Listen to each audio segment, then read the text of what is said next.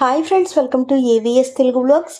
మన యొక్క ఏపీ రాష్ట్ర వ్యాప్తంగా ఉన్నటువంటి విద్యార్థులకు అమ్మఒడి పథకానికి పేరు మార్చి తల్లికి వందనం అనే పేరు తీసుకురావడం మనందరికీ తెలిసిన విషయమే. అయితే ఈ పథకానికి సంబంధించిన డబ్బులు విడుదల చేయబోతున్నారు. సో ఈ పథకానికి ఎవరు అర్హులు, ఏ డాక్యుమెంట్స్ కావాలి, ఎప్పటి నుంచి అప్లై చేయాల్సి ఉంటుంది, దీనికి సంబంధించిన పూర్తి ఇన్ఫర్మేషన్ నేను మీకు తెలియజేస్తాను. మన ఛానల్ని మొదటిసారి చూస్తున్నట్లయితే సబ్స్క్రైబ్ చేసుకోండి.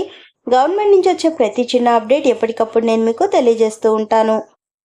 మన యొక్క ఏపీ సీఎం నారా చంద్రబాబు నాయుడు గారు ఏపీలో ఉన్న తల్లులకు శుభవార్త అయితే చెప్పారండి.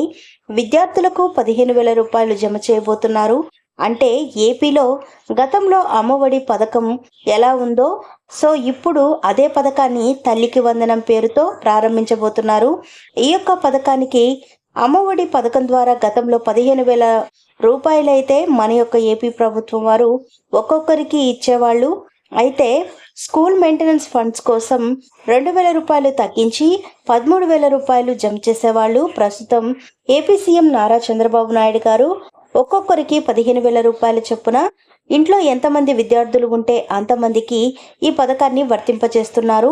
అయితే ఎవరైతే విద్యార్థులు 1వ తరగతి నుంచి ఇంటర్ సెకండ్ ఇయర్ చదువుతున్న విద్యార్థులు ఉన్నారో వారికి సంబంధించి ఈ పథకం అయితే వర్తిస్తుంది. అలాగే గవర్నమెంట్ స్కూల్స్లో చదివే విద్యార్థులకు, ప్రైవేట్ స్కూల్స్లో చదివే విద్యార్థులకు కూడా ఈ పథకం అయితే వర్తిస్తుంది.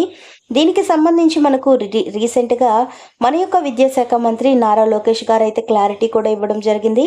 అలాగే విద్యార్థులకు సంబంధించి అటెండెన్స్ అనేది 75% తప్పనిసరిగా ఉండాలని ఒక రూల్ అయితే తీసుకొని వస్తారని సమాచారం. సో దీనికి సంబంధించిన పూర్తి విధి విధానాలు కూడా మనకు విడుదల చేస్తారు. సో మనకు రీసెంట్గా ఈ నెలలోనే ఈ పథకానికి సంబంధించి మన యొక్క ఏపీ సీఎం నారా చంద్రబాబు నాయుడు గారు సైన్ చేయబోతున్నారు.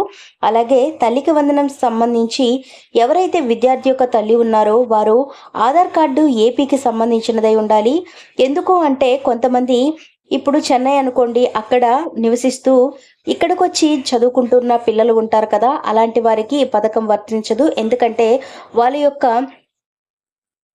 ఆధార్ కార్డు అలాగే రేషన్ కార్డు ఇవన్నీ కూడా చెన్నై అడ్రస్లో ఉంటాయి కాబట్టి అవి చెల్లదు. అలాంటి వారికి మన యొక్క ప్రభుత్వం వారు డబ్బులైతే ఇవ్వరు.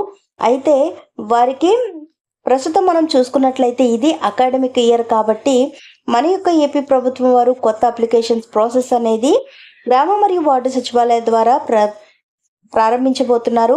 అయితే ఈ విధంగా మనకు ఈసారి లబ్ధిదారులు పెరిగే అవకాశం కూడా ఎక్కువగా కనబడుతుంది. ముఖ్యంగా ఈ యొక్క ఆగస్టు నెలలోనే మనకు ఈ యొక్క ఎండింగ్లో మనకు ఈ పథకానికి సంబంధించిన రూల్స్ అండ్ రెగ్యులేషన్స్ కూడా విడుదల చేసే అవకాశం ఉంది. లేదంటే సెప్టెంబర్లో మొదటి వారంలో విడుదల చేసే అవకాశం అయితే కనబడుతుంది. సో ఫ్రెండ్స్ చూసారు, ఇదండి మనకు వచ్చినటువంటి లేటెస్ట్ అప్డేట్.